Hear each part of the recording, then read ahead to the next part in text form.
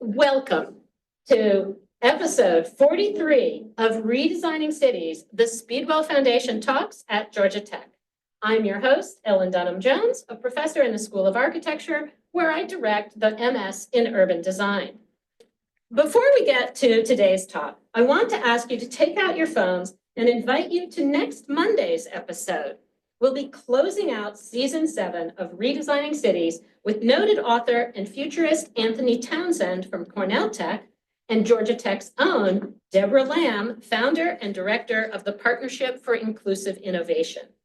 They will be discussing how AI can empower community voices in climate adaptation. In-person attendees will enjoy a closing reception, and AIA members can pick up 1.5 HSW CE continuing ed credits. As someone who tracks malls and other suburban property types and how they get redeveloped, reused, and regreened, today's topic is dear to my heart. More and more cities have begun buying their dead malls, and in some cases, becoming the master developer themselves. Why? Is that something that city staff are really trained for? Do such cities believe they can serve their communities' long-term interests better than private sector developers? My own answer is, it depends. There are developers out there who promise redevelopment so long as the city dramatically reduces the mall's taxes, but instead just bleed the property dry with low-value tenants. Today, I'm delighted to have Neal Payton and Sarah Nurmela tell us why and how Westminster, Colorado chose to be its own master developer and retrofit its dead mall into the city's new downtown. Sarah Nurmela has a BA in architecture from WashU in St. Louis and a Master of Urban Planning from Harvard. She's worked in the public and private sectors on a wide range of projects, but of particular relevance to our discussion today, she led the redevelopment planning and implementation of Westminster Mall into downtown Westminster. She currently serves as the Planning and Development Director for the town of Erie, Colorado, and as Mayor Pro Tem on Westminster City Council. Welcome, Madam Mayor Sarah Nurmela. Neal Payton, I've known a very long time, and I've admired Neal's urban design work, retrofitting corridors, strip malls, and malls for longer than either of us want to admit. A fellow of the AIA and of CNU, Neal is senior principal at Torti-Gallas and Partners and leads their Los Angeles office. As we'll see in his master plan for downtown Westminster, Neal focuses on the design of the public realm, transforming urban environments into socially and culturally diverse, walkable, and economically vital communities. Welcome, Neal. I will stop sharing my slides, and now we will go to the presentation, and I believe Sarah is going to kick us off. Well, thank you, Ellen, for having me and Neal. Neal and I have had the pleasure of working on not only this project, but others. So I am excited to talk about today the Westminster Mall / downtown transformation. And I am going to start with just the history of how we actually got to the decision, as you said, to become a master developer of a mall. And then Neal is going to talk about when he stepped in to actually help design what we were going to build. And then I'll finish up with talking about how we actually got it started and got some stuff off the ground. So let's see, Neal, do you want to, should we just stay in this mode or, yeah?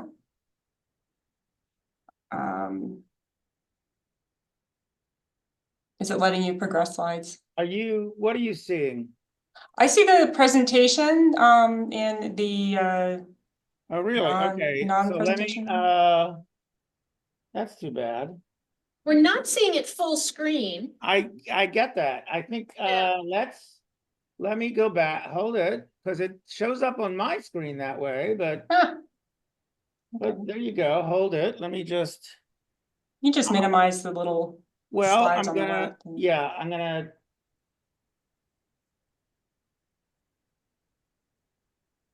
Let me,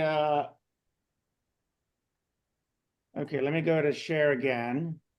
I might be sharing the wrong screen, but I thought I was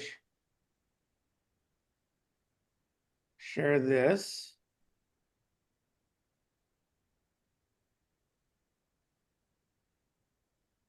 What are you seeing now? Nothing? Same thing. It's still the same. We can keep going if you want to just minimize the ones All on the right, this is left a and little bit, start it up. all right, let me just, okay, I mean, So I'll just I know I had a little bit of an intro before, just so you know, I worked for the city of Westminster from 2011 to 2019, and during that time was able to get on the ground floor almost of this mall redevelopment project. But I will, you know, it's been a long, it's been a long haul, and it started before I started at the city, and it's still going. And well, I don't work for the city anymore. I am mayor pro tem, mainly, you know, I've been on city council, it's my 4th year. And I feel like I'm just haunting it now. So the Westminster Mall location and Westminster overall, I just want to give you some bearings. We are a first ring suburb right outside of Denver, and the city, which is in the orange footprint, is right along 2 major corridors. The one running north-south is I-25, and the one running diagonally is US 36, and that goes straight into Denver. From the site itself, which is that red dot, it's only an 11-minute drive or bus ride into Denver. And it's also the home to one of the busiest bus stations in the region, and the home to a future commuter rail station. So it's really well located, and I think that plays into its opportunity. So you can go to the next slide. The mall. This was the poster child for deadmalls.com. And it's actually where I first saw and was introduced to the mall, even before I worked for the city. And it was about, and location wise, you can see on the top of the picture, US 36, that's that highway. Right on the top right is the bus station. And on the lower right is where you would connect into the future commuter rail station. And there are 2 major arterials that hover on the north and south side. This is 1,000,000 square feet of retail, and it operated pretty well for quite a long time. And if you go to the next slide, you can see that it was really a very active and very popular mall for 20, 30 years in the region. And I have people telling me, even who live far outside of Westminster, about how they used to go to this mall. And this was where they had their first date. This is where they had their first job, or went to hang out or to cruise on the outside, you know, on the streets around it. And it truly was that center of community. And we did not want to lose that. And so this, as you can see, it's evolved, but we're still trying to build community and ensure that it will fulfill the vision that it originally had to be a center of retail and place to be. So let's talk about how we got from a once active mall to where we are today. Go to the next slide. For Colorado, cities pull in most of their general fund dollars from sales tax revenue. And so it's a hugely important aspect to the life and vibrancy and fiscal health of a community. And so this chart demonstrates how the mall itself contributed to the sales tax revenue and the overall general fund for the city. And it's the teal on the bottom. And you can see its proportion really starting to hit a bit of a slowdown around 2000. And then you can see it really kind of jump off the cliff over the next few years. And so when you can't really be a one-shot wonder with your retail. You have to be you have to diversify your revenue sources. And as you can see, the city did accomplish that. And I'm going to talk a little bit about that on the next slide here. So the city started to see a decline in the mall revenues in the late 90s, or stagnation at least. And so in the early 2000s, the city focused on finding areas in the city where we could build new commercial centers that would act as diverse revenue sources. And so there were 4 locations that they specifically focused on. Many of them were initiated with urban renewal funds. They consolidated properties and made a huge effort to get these properties up and running. And you can see in the next slide here that it really went from 0 to 60 with these areas. And they were able to start to capture a significant amount of sales tax revenue, starting in the early 2000s, and then really being capturing a ton more and replacing what the mall was bringing in. And so that really opened up the opportunity for, well, what do we do with the mall site? We're not beholden to it just being a mall. And so on the next slide, you'll see that we started to just, we tried. In 1998, the city did try to reinvest with the mall owner and do a facelift, but as you were able to see in those declining revenues, it just didn't make too much of a difference. And a new mall opened up down the road, bigger, better. Some of the main retailers left the site. So the city said, okay, this isn't going to work as a mall anymore. We've heard about master developers coming in and redeveloping. Let's go out and get one of those. And then the recession hit. 2007, conversations with the first master developer, even though they were somewhat promising, hit a grinding halt. And one of the big things that the city received as input was that, hey, the mall site is so complicated. There are a ton of easements, ground leases, individual property ownership. It was very complicated and very difficult for a single developer to be able to take all of that on. And so while, with the downturn in the economy, that's when the city decided, let's just clean up the land. Let's consolidate the property. And that's kind of the time frame where I started to come in to work at the city. And the city ultimately put in $32 million to purchase property, buy out leases, and really just have a consolidated project area for a developer. And then they went back out with a RFP, said, okay, it's clean. Let's pull some new developers in. Maybe this will work. And so you go to the next slide. It doesn't always work exactly. There were a number of negotiations that took 10 months, a year and a half. And so we, as you can see, went through a lot of different negotiations with master developers. And why?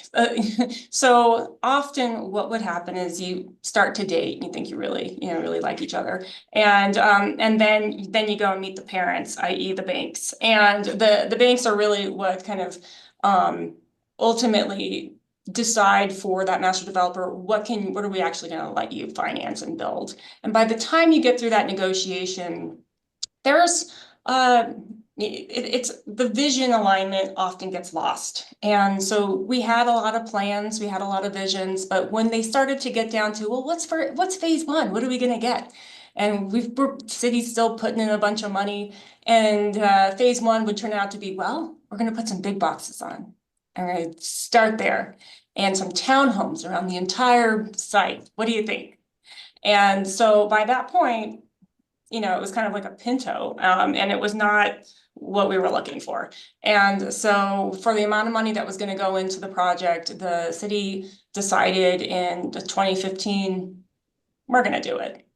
And it was not, as Ellen said earlier, does everybody know what they're doing? No, and that's why you do get external consultants to help and build out that team. And that's kind of when they handed the keys over to me. I don't know how to drive this car, but sure, let's do it. And so, and that's really what the city had to make a decision to do that and put the resources in, pull the team together and drive the bus. So, what we did was at least start with and what was I during this time? I was a planner, and then they hired me in 2015 as the project manager, the real estate and development manager for this site. And so that is how I got a little more involved in just leading this project itself. So in the next slide, it'll show that, you know, it's part of taking the reins and ensuring that we got the vision. We wanted to make sure that we articulated what that vision was. And one is a downtown. It is a place where people want to go. It is that economic core, cultural and civic core. And so that was our guiding star. I'm not going to read the whole thing, but this is something that we wanted to hold to in every step of development, one block at a time. And so I'm going to hand it over to Neal. Thank you, Sarah. So when we got called into this, I actually couldn't really believe that the city was going to do this. I mean, they said they were going to do this. They were going to develop it themselves. But I just assumed that we were going to do some drawings and then they were going to go out to another RFP. And in fact, they did. But ultimately, they did it themselves. And when we started, they would take us around the Denver area and show us things that they liked. And I remember specifically going to Boulder. If you haven't been to Boulder, it's a charming college town, getting to be large to call it a town now, but very charming. And of course, it has a history. So it has a lot of things that a history will give a city. You know, the little coffee shop in the back alley that is, you know, cool because it's old and all that. And they say, well, this is the kind of stuff we want. We don't think a developer is going to give us that. And I said, well, you know, this is 80 years of history here. I don't think you're going to do that anyway. But there was this idea they had that they were going to do it themselves. And that came with certain risks because most of the developers that they spoke with knew how to develop retail places. They knew how to program them. They knew the tenants that you'd want to attract. They knew how to do a phase one, even if you're doing Main Street retail and not a big box. You know, they had formulas, and you might not like those formulas. It might be same old, but the advantage of those formulas is there is a sort of predictability that works. Whereas what the city was going to do was an unknown. So that was fun, but also really quite a high wire act that they were attempting to pull off. But as you can see in the sort of before and after, the setting was extraordinary. And here we are at the base of a, pretty significant mountain range. And one of the things you saw in some of the early diagrams that Sarah showed, especially ones that came before us, is that some of this kind of analysis, looking at where the views might be to the mountains, looking at the fact that there's a clock tower on City Hall on the other side of the highway that is a significant icon of the city itself. We actually wanted them to move City Hall to the site. I mean, not physically the building, but the idea of City Hall moving to the site. That idea was dispensed with quickly. But we wanted to at least allow that view to occur, because that clock tower itself is a reference to an earlier clock tower in another part of the city, the historic city. So looking at all these kind of view corridors, the entrances and the like,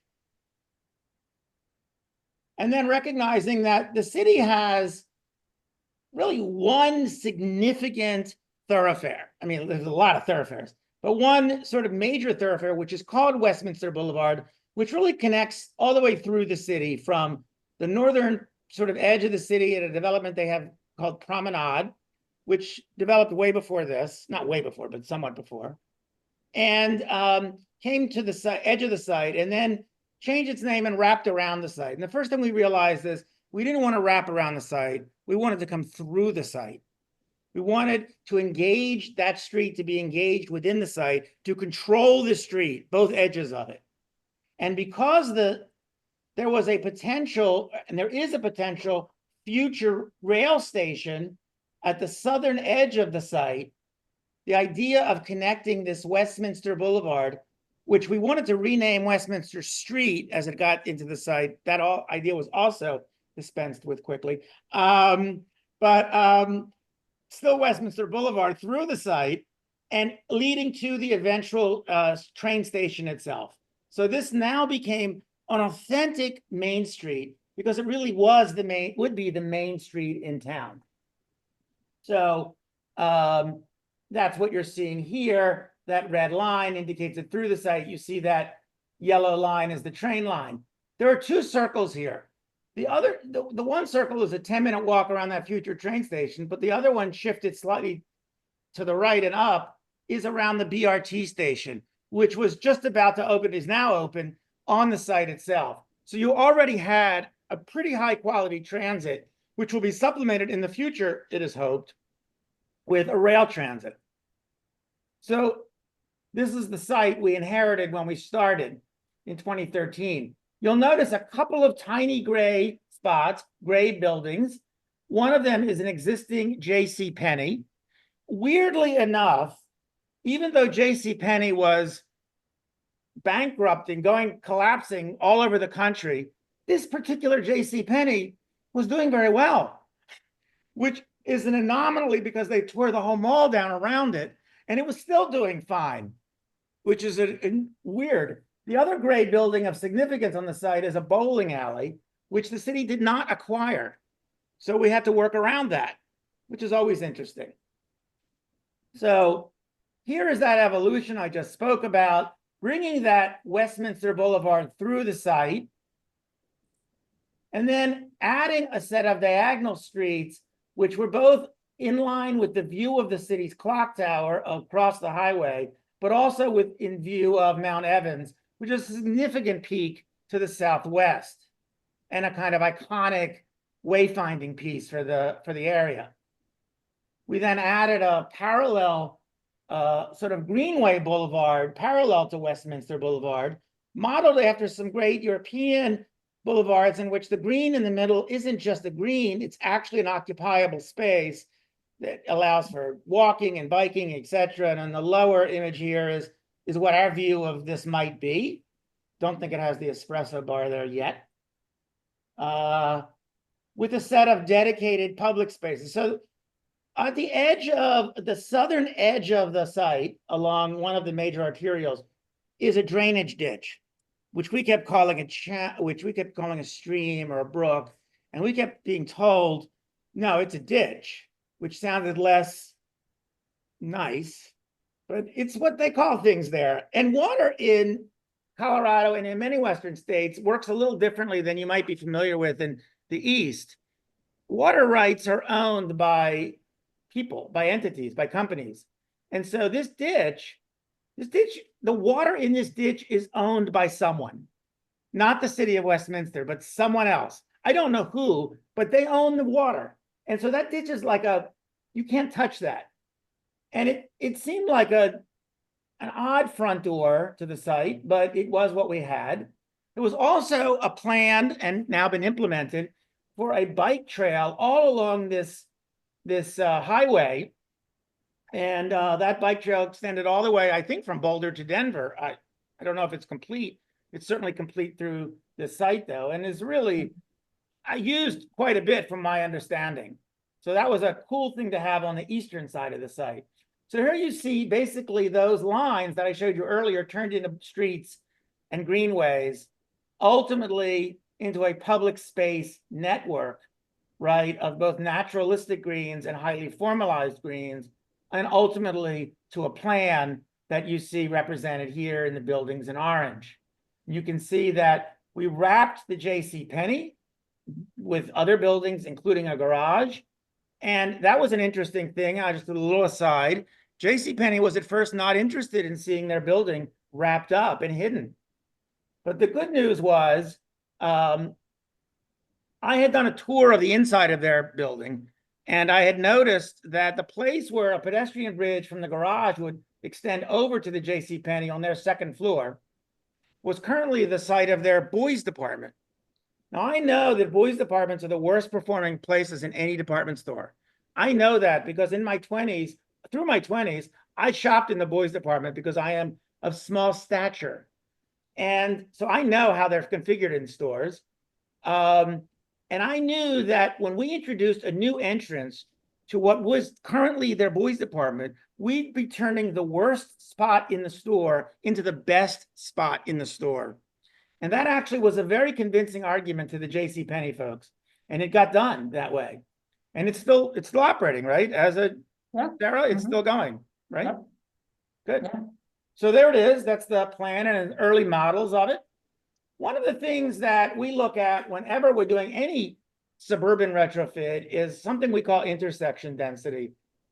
For those in the call who may not know what this is, there's a body of research that suggests that high intersection places, not just for pedestrians, but for cars too, actually create a greater walkability. There are a lot of reasons for that. Many choices to any destination. No one street has to carry too much traffic and the like. But it's thought to be that at least 150 intersections per square mile is like a minimum standard to achieve walkability. The more, the better. Rome has like 700 intersections per square mile. The mall at the time we inherited it had 67, and that's including some of the drive aisles in the parking lots as part of the intersection density.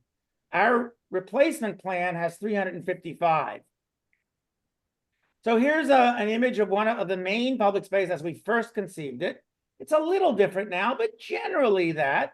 Actually, here's a later rendering of the space as it's currently conceived. We did it in snow because, you know, it has a lot of snow there.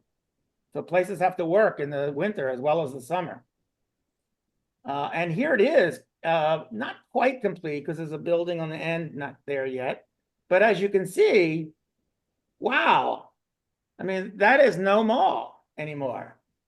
And it's apparently quite a successful place already, and there's still a lot to go.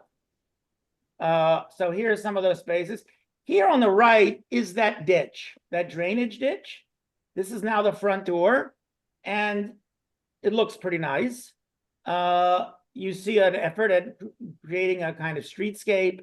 I happened to be there at Halloween time, so we got some pumpkins there. This building on the upper left is actually affordable housing, and I think it was the first building to be occupied. Am I not? Is that right?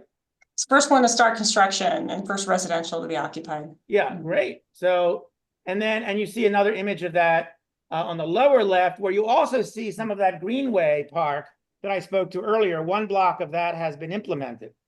And then I'll just add, Yeah. since you're, as part of the design of these spaces, if you go back to that slide before, Neal's team paid a lot of attention to the width and depth of these spaces, because originally what was allocated for the ditch was maybe like 50, 60 feet. And we thought, what would actually make this feel more like a park and feel more like a comfortable space? And so Neal's team, we determined it was like 125 feet, right? And then Neal's team also looked at what's the minimum width that you can have of a median where it's actually comfortably occupiable. And so this one's, I believe, 35 feet. And I will tell you, I check every time I go down there. There's always somebody in that. There's always somebody in that, either walking their dog or sitting at the table. Yeah, I mean, it's really nice. And again, only one block is done, but the hope is that when multiple blocks are done, people will actually, move through it. So another couple of, the idea that buildings support the urbanism, whether it's a commercial or retail street, or it's a residential street, whether it's a residential buildings along a park and the like. And that was supported by the form-based code that was part of this that we did, which was really looked at the development on a block by block basis. requiring certain characteristics for each block, even certain characteristics for each face of each block. And you see a sort of a template for that here. A lot of detail on how the streetscapes would be done, requiring that every block have a minimum number of we call building types, and there was a range of building types to be chosen from, and then the streetscapes have a range of frontage types, and again you see what those would be like. And then my last slide, later after we did this and it started construction, Sarah asked us to imagine what would happen if this was like a pebble in a pond of suburbia. And so not only did this get completely built out, but the rings of the pebble in the pond started to impact adjacent sites. And actually, I don't know, a year or two after this plan was approved, I actually got a random call from an owner of one of the sites west of our site saying, what's going on there? And do you think we could do something like that? And I said, I'm sure the city would love you to. You should talk to them. So with that, I give it back to Sarah. Thanks, Neal. And, Neal's talking about the form-based code, but that was integral to our approach. I mean, we talk about implementation.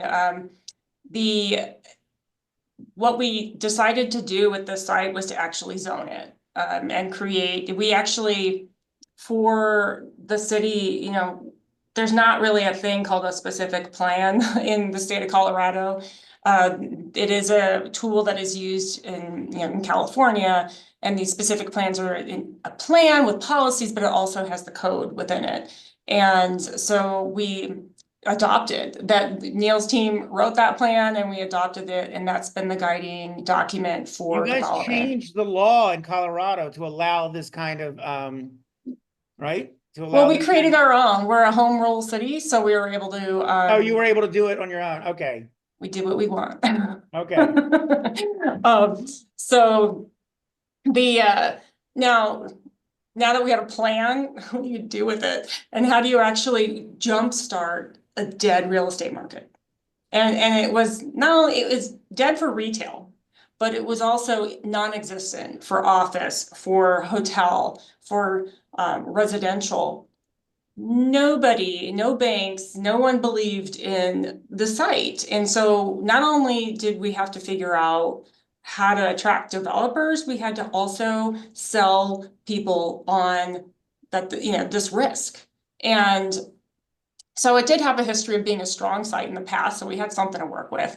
And so we structured our implementation around milestones of, okay, we're not going to do everything all at once. We're going to get a phase one at the, on the table. We're going to essentially build value for the site and get a there, but not really look at this is going to be profitable for the city. No, a lot of money went into this. Already you could see that we put $32 million into it.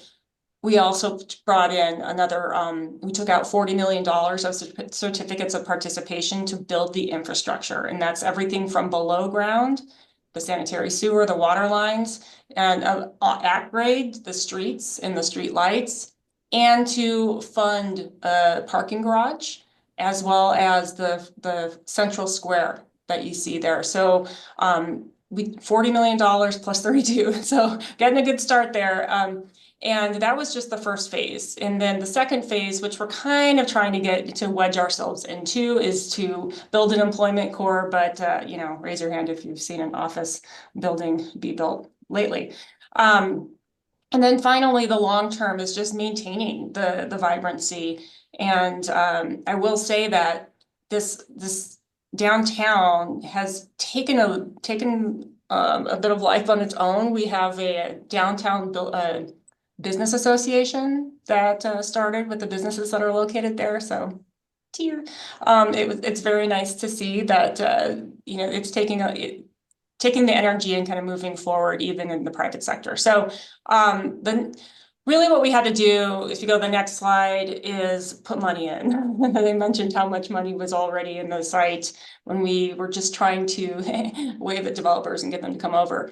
And have a little note down here that the World Bank talks about, well, what is leveraging public finance? And that is when you put money in to achieve a certain outcome and leverage a portion of city dollars to get much more in terms of private development. And that was really where we had to sell the city council at the time, because there's a lot of money going in. And for any economic developer, you know, it's the but for argument. Why would you put money in? What would have happened anyway on its own? Well, a lot of what would have happened is maybe a dead mall and maybe a Target or a big box on the site. So we were reaching for a lot more than what the market would deliver to us. And so our putting money in also was critical to getting banks to put money in. So our development strategy, and there's the plan that Neal's team put together, was to be pretty picky. We looked for development partners that were similarly vision aligned, and going block by block and master developing this ourselves meant that we could get people to just do a building, and it was much more feasible for them to take on the smaller scale of risk and also do what they do best. You know, a lot of mixed use developers only know really retail, like Neal was saying, and there's someone in a residential, don't touch hotels or whatever. So we could find developers who did something well and who had a good track record. And those are the people that we interviewed them. We dated quite a while. We worked to make sure that we had vision alignment. We approved development agreements with an actual concept plan in the development agreement to make sure we were getting what we wanted. And again, we went parcel by parcel and really focused in, however, in a key area so that we weren't dispersing development, but that we had a there. And so we only opened up certain lots for development. And the diversity of ownership and you know, also creates a better, more resilient development over time. So if one developer goes down, doesn't mean everybody is. So the next slide, just kind of peek into our land use strategy. We did have some idea of what types of land uses we were looking for, kind of having office along the highway with that better visibility, but also access to the transit station that was in existence, and we also really focused where retail was going to go. We did not think that it was going to go everywhere, but instead we had certain frontages where it was required. And that was a key component of our development agreement negotiations with developers. And so how do you make something happen? How do you jumpstart these markets? Well, you put like everything in. We used every development incentive that we had used in the past and more. The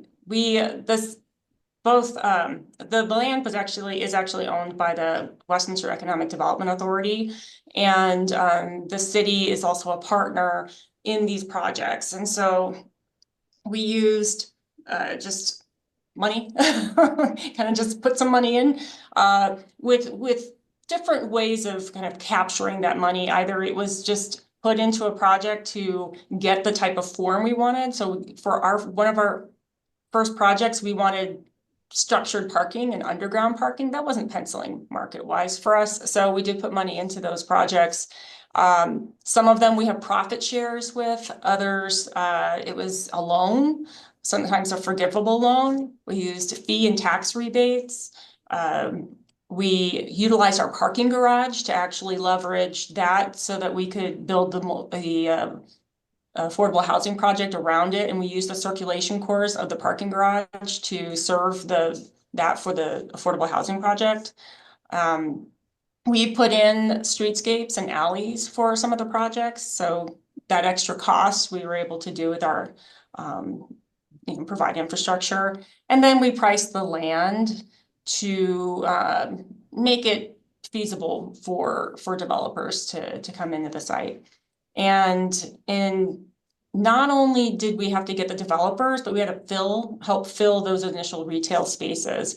And so we have an Alamo Draft House on the site. That was actually the first project that opened. And we used fee and tax rebates with them. We had assistance packages. We had just helping some of the tenant finish and build out for some of our retailers. So, and then on the non-financial incentive side, it was really about making sure that we made it kind of easy. We had infrastructure ready sites. We put money into the parks as an initial gathering space and helps with the frontage and supports the retail that was going in. The regulatory framework, we have with the specific plan, everything's administratively approved. And then internally, we actually created a development review team that was just focused on the downtown. So that group of people, I asked that each department provide somebody that was just going to be a downtown person. And then we were able to kind of get through some of those really complicated issues. When you're doing infill in a suburban area, no one knows how to do urban development when you're just mostly a suburb, right? And so we had things like, where should the water meter pit go? Where should how does the storm drain fitting in this tiny alley? We had to hold charrettes just to figure out how to solve for some of these more urban development solutions. And then we also did a lot of marketing to help assist developers as they were building out. So let's see, what's our next slide? And so, of course, there's got to be some accountability. But I would say, as a city councilor, I hear quite often, some people are not happy with the path we took here in terms of putting money in. But I'll show you in the next slide why we think it's still worthwhile to do. And that is because we've put money in, and this is like the teal color. But eventually, through the projected revenues through tax and property taxes way over time, this will be something that will help our community stay resilient. We're going to get to even, and we're going to get to this being a tax generator and this being not only a great place, but also something that's financially and fiscally helpful for the community. And so here you can see sort of what in purple and in all the colors is sort of active right now. And we have, as you can see, consolidated development primarily along the Westminster Boulevard and around the Central Square. We've had some projects, come and go in terms of, we had some office buildings that we were hoping to get more on that east side. And those projects have fallen through the COVID period, but hoping to revamp some of those. And you can see these are just images of what the projects look like. And we have projects currently under construction, and that includes putting money into, this is a $10 million center park. And that we hope will serve to help attract some of the development on the north and south sides especially. And this is where we see I'll just say, right now, or in the past few years, we just put grass on this site. And we've had great activities. I mean, we've had events that we actually started an event. I'll just say, I know, short on time, but we started an event here called Harvest Fest. And the first year we did this on the site, we had kind of nothing built. Maybe we had the Alamo going, maybe not. We had 3,000 people come. We thought we just put a pumpkin patch and we put some games out there and said, well, let's see what people, if anybody comes. 3,000 people came to that, wiped out the pumpkins in 10 minutes. And we're like, oh my God. So then the next year we thought, okay, we'll plan for 6,000, that next year we had 17,000 people mob the area, and people were coming from all over the metro area. And then that following year we had 34,000 people, and it's held pretty steady at that. And we've had smaller events for sure as well. We've had to move the large event off the site because it's too big. But we, this is really a place where the community and well beyond Westminster actually sees as a great place to be. And so I'll just hit on some lessons learned. I think one of the biggest issues that you run into in trying to develop as is the real estate market cycles, you know, and I think office is one of the key ones right now that's suffering. But when you're a city and you're doing this not on a timeline that you're beholden to investors, et cetera, you can take a little more time. You can have a little more patience with weathering those cycles. And then, you know, what we did learn is like, you have to work with the equity and you have to work with the banks because they're very risk averse. And so this is, it takes a lot of negotiation, and skilled negotiation to work through those development agreements. And, you know, you're not always working with, the city can't pay for everything. So you're working on attracting other people's money to your site. And it really is important to have continued council direction to maintain the course.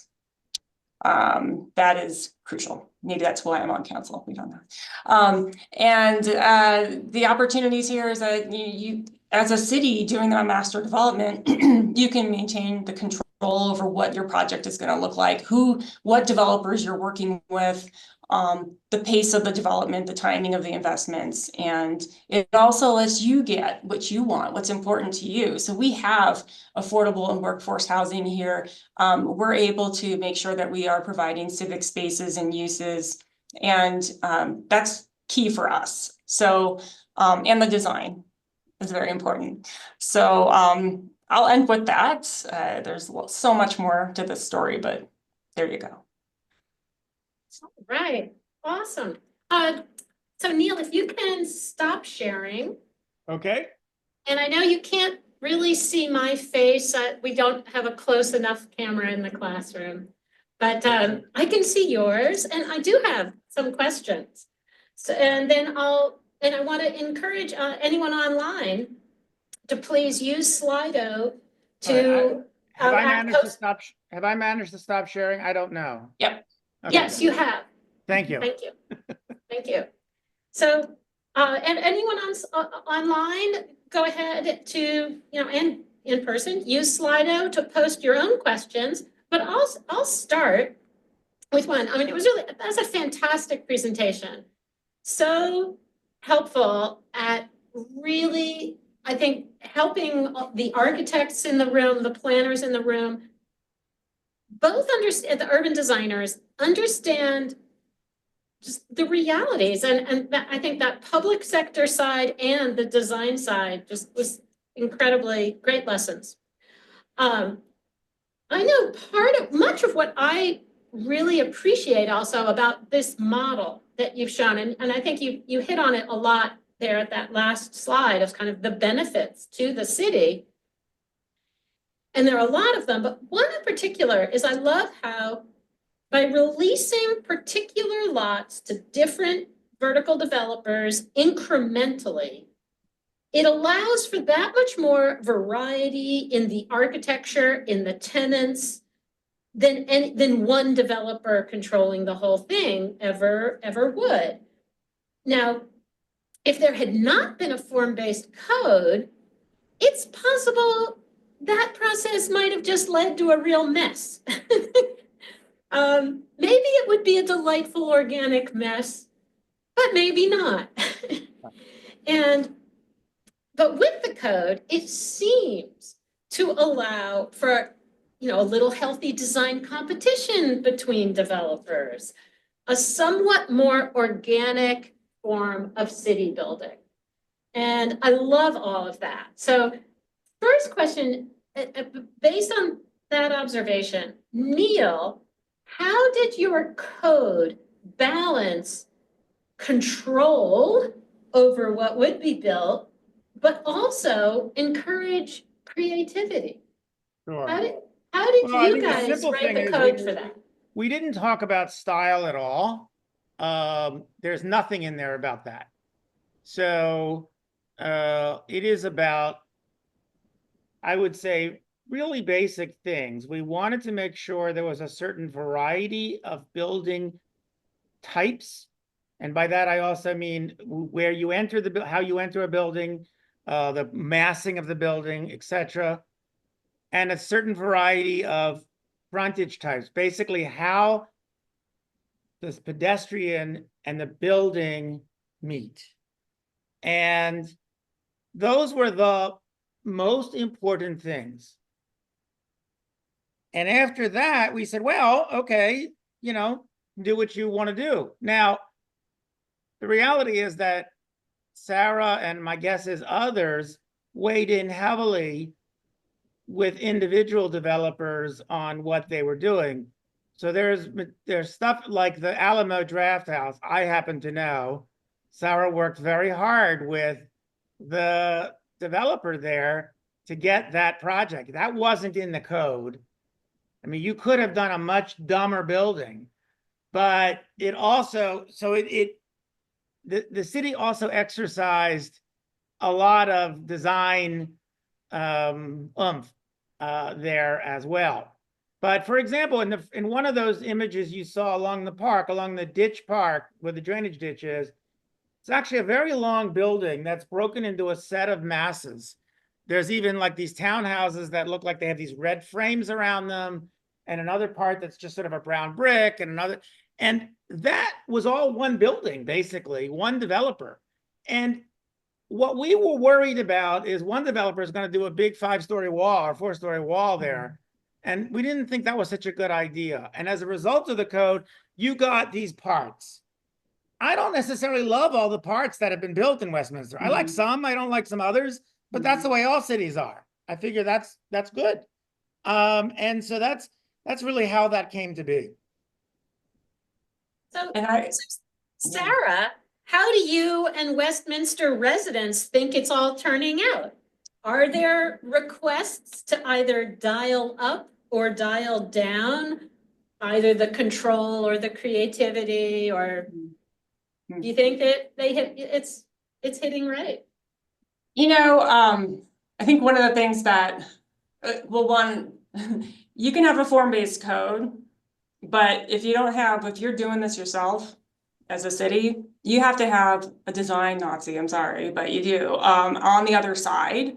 Because if you don't have somebody pushing that design, you will end up with less than exciting stuff. So you have to have vision and negotiate that into each sale and make sure that they're delivering on it. I sat down with the design teams and was kind of, you know, push that. With, I would say, I don't think the community knows any different, right? They're just, they're impatient to see it build out. They're like, why is it taking so long? You know, you put so much money in and it's just taking forever, but any redevelopment takes just 25, 50 years. You just don't realize, you don't see the, you know, the effort behind even the first building.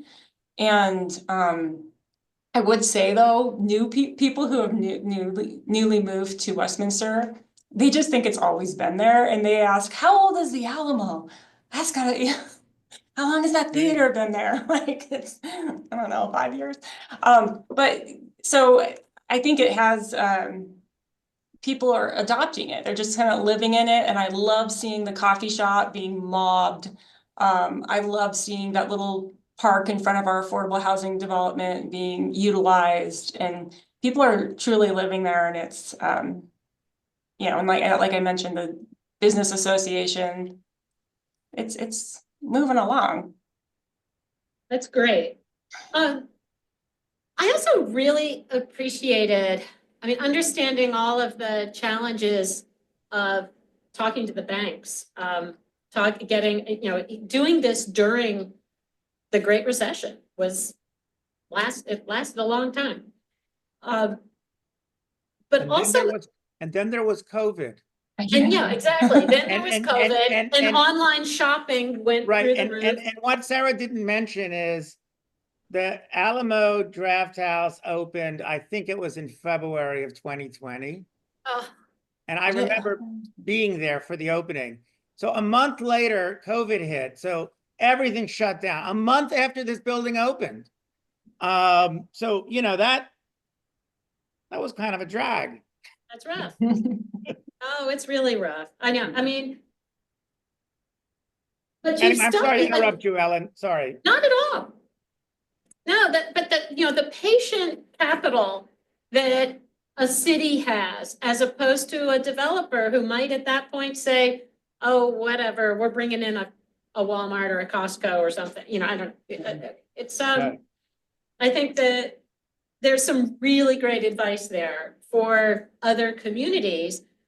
I'm wondering, how would you modify the strategy in either a town that already has a downtown that is doing well and everybody loves their downtown, but now, okay, you've got a dead mall, or a town that just doesn't have as strong an economy as the Denver area?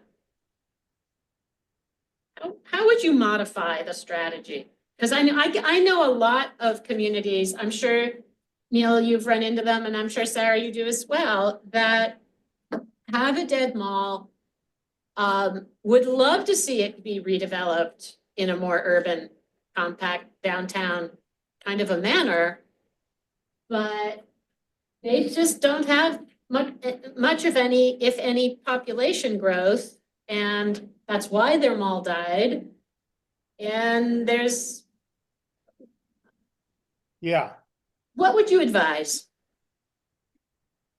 Sarah, take that. Yeah, no, I have advised on, so, the Mayor's Institute of City Design, every now and then, they, just have you do some smaller scale, consulting with them, and, did that with, the San Bernardino. They have a mall, and they're a county seat, they have this mall site, their economy's not that great, and so we talked about just smaller scale moves that they could make. I mean, they, believe, I think they own the site, but it was more like, okay, tone down what you think you can do in terms of retail, get people there first.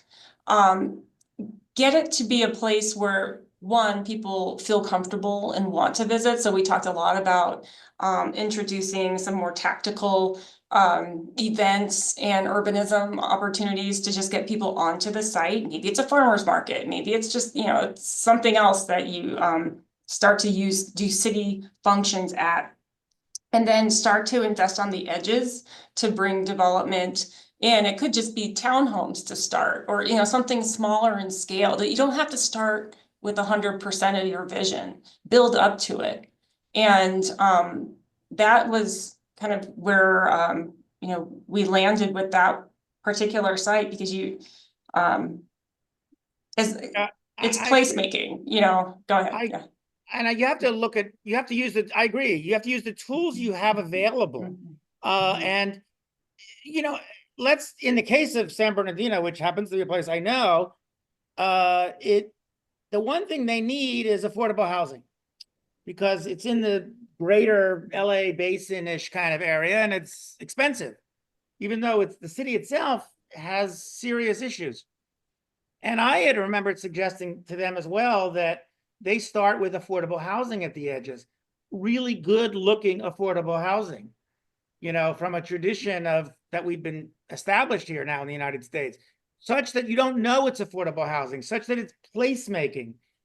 And it isn't market sensitive, because affordable housing operates on its own, it's its own funny money.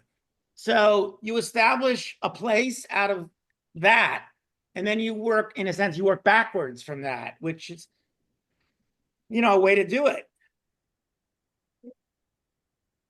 No, but also, so I know what I've been told, I've been questioned on many times when I would present retrofits of redevelopments of dead malls was, well, why should we do that? It's just going to compete with our downtown.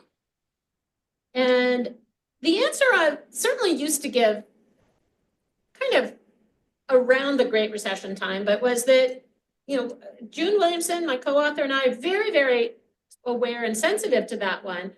But what we tended to see was that there was always a twin boom, and that actually it was only once the downtown had proven that urbanism was popular and that there was a market for urbanism, that then you could build urbanism in the suburbs and actually usually at a slightly cheaper price point because the downtowns were so expensive. But it was very rare. Santana Row in San Jose was one of the few exceptions where it was the retrofit that proved the market for urban living. And then In the the suburbs. downtown saw a Right. boost afterwards. You know, I think of if you this site in Westminster is what, about 105 acres. Mm. If you think of the classic pedestrian shed defined by a 5-minute walk, it's about 160 acres. So if you think about a city of anything greater than one neighborhood big, by that measure, you're talking about multiple centers. I mean, Paris is made up of, you know, whatever, a zillion little quartiers, or the arrondissement, I can't speak French, but each of these is a self kind of, not sustaining, but it's a somewhat sustaining idea. And so if you think about what we just presented, downtown Westminster, as a neighborhood, a downtown neighborhood, but a neighborhood, Westminster itself has other neighborhoods. It has this area I mentioned called the Promenade, which is its own thing further to the north. It actually has a historic center. It's very tiny, but it has one, and it could be another neighborhood. And I think, of course, tying them all together is another project, but I do think that you can have more than one of these. I was going to say the same thing, just look at it as a neighborhood. And as I mentioned in the presentation, while these weren't downtowns, we had other commercial areas that were key revenue generators, but they were also not necessarily competing against one another. They haven't necessarily suffered from the development of the downtown. It's a much different type of retail too. So, and it's usually more neighborhood oriented when you're building a neighborhood like this or a downtown. You're not necessarily pulling people in regionally anymore like the mall used to. You need the people that live within that walking shed. And that's why you get the people there first, and then the retail can take a life of its own. People feel like you need to have the retail there immediately. It's not gonna, if it comes, it may not last and survive very well. Yeah, this is not a I mean, the JCPenney is a big retail thing, and that was there, and it's still there. But Okay, the beyond Alamo helps. JCPenney, it isn't that retail intensive. Yeah. The Alamo Draft House, we did try and seed it with specific uses that and some have stayed and some haven't. We had a great bookstore that just didn't last very long from that, but that was our choice for that particular site. I don't think you have to have big destination retail. All right, well, I'm gonna go to Q&A in Slido, and Adrian has a question about the affordable housing and sort of, is the number of affordable housing now present really meeting your goal of affordability?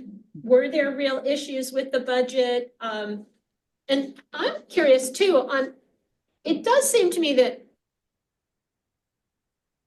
I'd love to know the thinking behind starting with the more affordable housing, and what range of that affordability.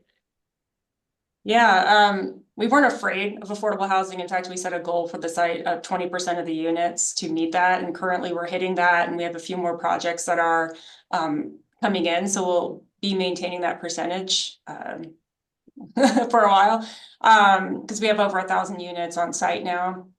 That project, we were negotiating multiple projects, and it just happened to be the first one that came in. We strategically located it next to near the center of the downtown area, but also near the transit. And that is a 30 to 60% AMI. So some of our other projects have a certain percentage that are at 80%, but some of our other newer projects are going to come in again around 60. So we did put loans into that, multiple loans, rebates, all kinds of things. And of course, I mentioned how we utilize the garage as the wrap. The parking for that affordable housing project is in the garage. So it was kind of a complex thing to design, but you know, it was worth it. It also is a LIHTC project, so it pulled in funding from external sources too. I think it's great to start with affordable because the land is cheaper then. I mean, if you created all this value, then you're going to create land value, and now it's harder to do the affordable. Good point. Good point. But Yeah. it's got to be really good looking affordable. I mean, you Yes. cannot, when you're there, you don't know that's affordable housing. Trust me, you don't. So No, I agree. That's super important. You know, I'd love to get some more questions. If folks have them. I'm always intrigued by seeing how projects evolve over time. So this is a 20, 30-year build out. And I have to say, you know, I think, Neal, the way you presented the urban framework of, okay, we've got a rail station is coming, a bus rapid transit station is coming at that point. You didn't know where it was. An important view corridors here, view corridors there. To me, you set up the urban framework that makes so much sense. No one's going to mess with it. That's going to stay the same. The actual building types, their sizes, their massing, it could easily evolve. Who knows? The market completely crashes and it's all one story. Or, no, things go crazy and it's all goes much, much taller. That's what happens to cities. right. But I think your framework is there to stay. But Like to think that. You know, one of the city's economic, I don't know, the project manager for this recently I forgot his name, but he made a point of saying, look, we built this mall, now we tore it down. So now we're building something else and we're not going to tear it down. Individual buildings might come and yes, go, but we ain't tearing the city down. It's a city. It ain't being torn down. It's here. exactly. Yeah, And people. I think that's what we thought about. Are you ground leasing some of the land, or is it all you are selling the land to each developer parcel by parcel? It's all fee simple sales. I mean, we have looked at potentially doing a lease for a affordable project, but it's all just selling it to developers. That was the concept, is like, if you were to build Rome today, how would you go about it? Or, you know, you would just sell each parcel lot by lot. And you know, to the point where the streets are all in. And we put in a tunnel straight over to the bus station. And so that's not going to go anywhere. But I think at the beginning, we got that specific plan and the zoning and the plat done, because it's so easy for a developer to come in and say, oh, but what if we just put this street over here? And we had that happen so many times. And that's why even before we went to a master development on our own, we platted that site and said, no, the streets are going here. So one of the students in my class, Osed, was asking a question about what kind of a public engagement, community engagement was, what did you guys do in terms of that? That's Sarah's. We had some, we started off with doing some visual preference focused community meetings. So we kind of wanted to get people to feel like, well, what kind of downtown do you want? And, we talked about and showed different areas that the people were familiar with, and we had people provide input on that level. And so we had a couple of community meetings, community-wide meetings like that. And then we also, when we started to get into really the plan itself, then we had more people concerned about what is the traffic going to look like. So we had some town halls with people shouting out about like, what's the traffic going to be like, and so we addressed those as well, and had the town halls based on that, trying to get more community buy-in to it. I wouldn't say that people necessarily weighed in on our approach, more of what was going to get built and what it would feel like. So, yeah. No, that sounds good. Another student, so Khaled, has said, that malls in the 1980s and 90s really were central to became very central to our culture. We describe, some of us remember growing up as mall rats and all the different kinds of cultural terms associated with malls. What cultural impact do you expect the redevelopment to really have on the next generation? I think that goes with what the city's willing to put into it, and what the community and the businesses are willing to feed it with. And, what the interesting thing for the master developers, when they were coming in, the public spaces were privately run. That's what the proposal was. Like, no, we want to be able to control what's happening in them. And I remember as a planner saying, but where will people have a protest? And that was so important. And that was something that even as we were negotiating with them, I was pushing for those places to be publicly owned. And because of those spaces being there, we're able to bring in external, people who want to run events. And we have, with those larger festivals that we've seeded the site with, people already start to feel like, oh, that's where our Harvest Fest was. And now people were kind of annoyed that we moved it out of the downtown, but hopefully we'll be able to bring it back. But you just get people there, and they start to define. And that's why we didn't even naming the downtown was hilarious. People, didn't want to call it a downtown because it's a suburb and they were scared of the word. But then we even had this marketing effort where people were like, oh, it'll be called the Sugar Beet District, some random names that were coming up. And it's like, no, let's let people figure out what they want to call it. It might 20 years, 30 years from now, it could have a different name. So let the imprint happen. Cool. And I think really one of the last questions I'll pose is, there were several students who, not before they saw this project and just reading up on some of the other dead malls and things, but we're asking about, how much more sustainable is redevelopment versus just reusing the existing building? And is it feasible to put housing into a dead mall? And wonder, did you measure embodied carbon and do kind of studies on?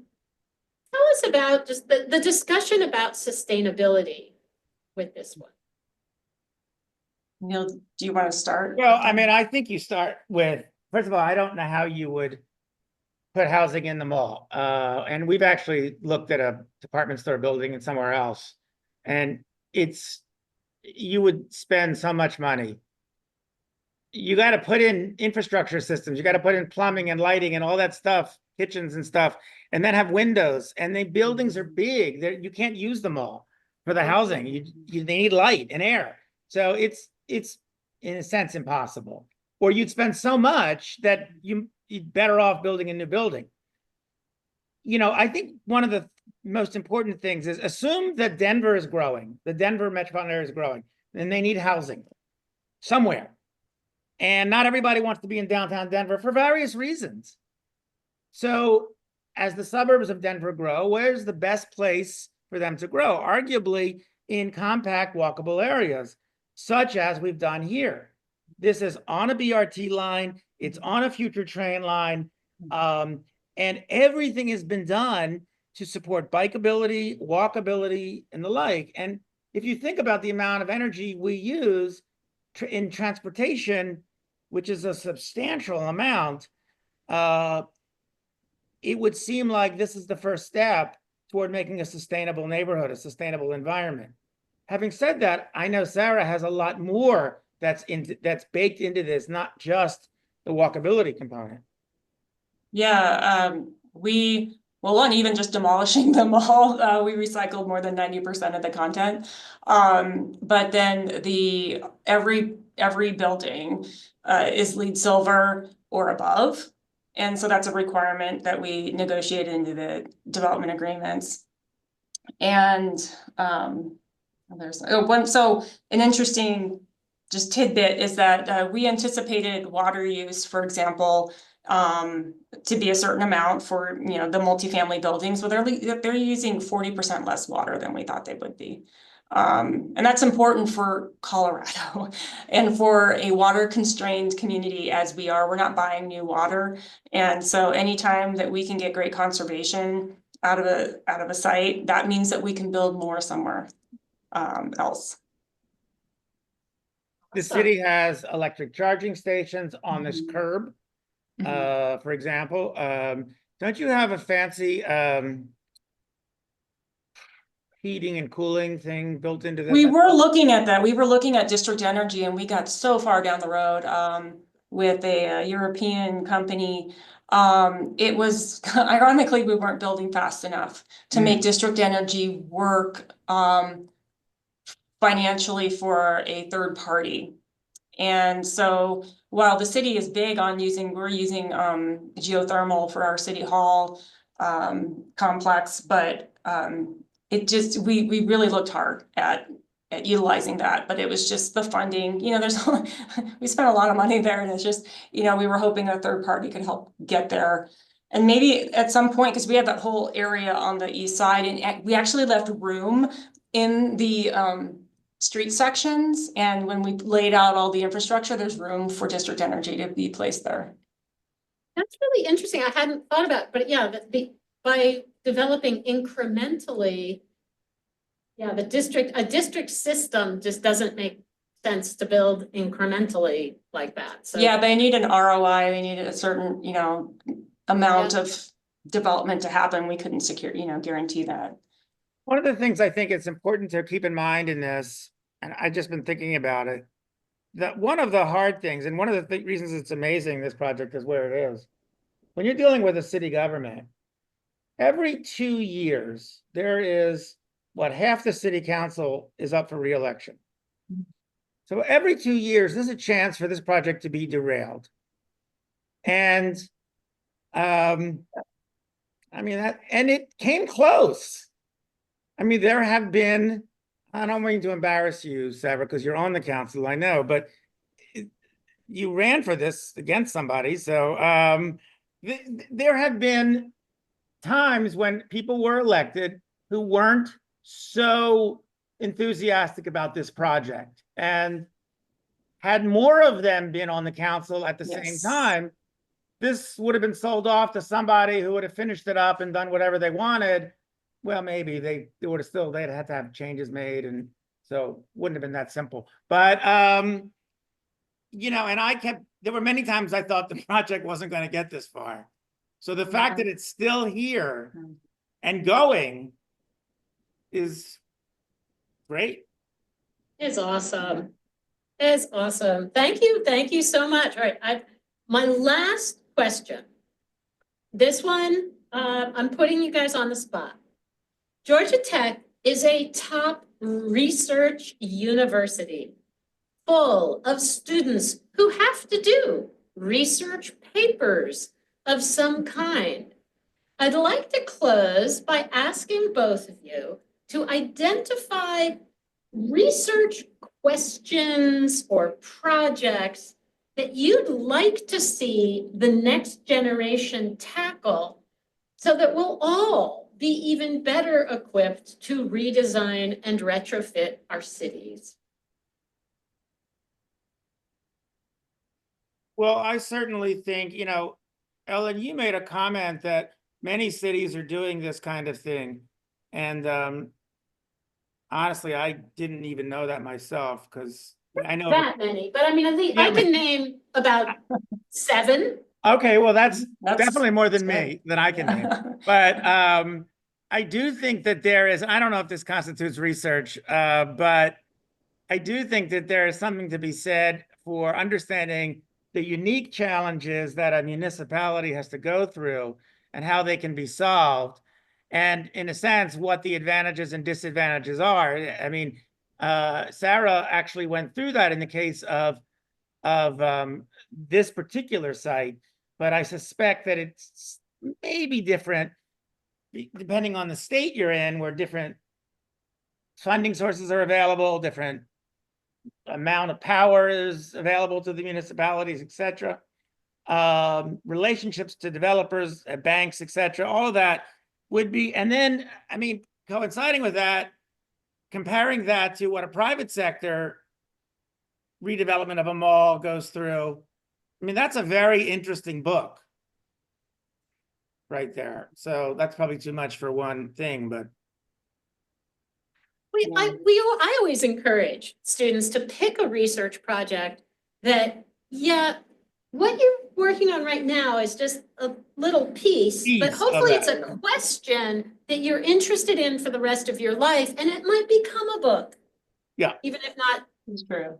for credit.